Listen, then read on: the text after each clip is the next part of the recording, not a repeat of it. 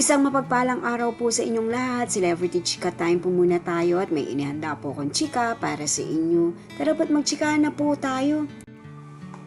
Asia's multimedia star na si Alden Richards at kanyang mga kapatid naging emotional sa pagpapaalaman matapos ang kanilang 2 weeks vacation sa US. Yes, mga maka-celebrity chika time, yan pong ichichika ko po sa inyo. Tunay naman nga po nagkakaiyakan ng magkakapatid na Fulkerson sa kanilang pagpapaalaman at dahil nga po pabalik na ng bansa ang mga ito. Bago po tayo dumako riyan ay nais ko po munang batiin mga timbahay, team abroad at mga seniors natin dyan. Shout out po sa inyong lahat at happy weekend po.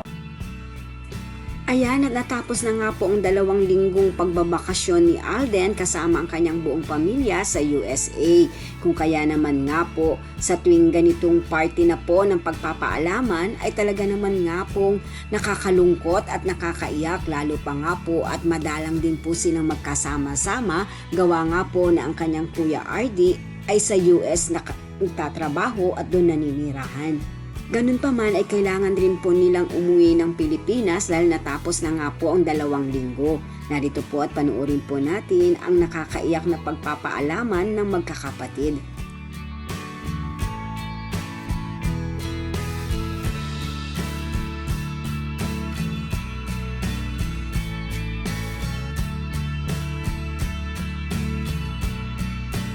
Ayan, di po ba? Talaga naman pong naiiyak ang kanilang mga kapatid na babae nang magpaalaman nga po nang sila ay ihatid sa airport.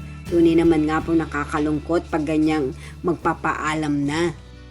At sa pa-update nga po ni Alden ang kanilang mga larawan na yan habang sila ay nasa airport at nagpapaalaman na sa bawat isa ay nilagyan po niya ito ng caption na leave nothing but footprints, keep nothing but memories, kill nothing but time.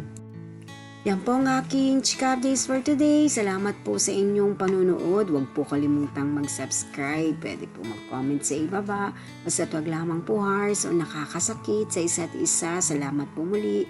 Spread love, not hate.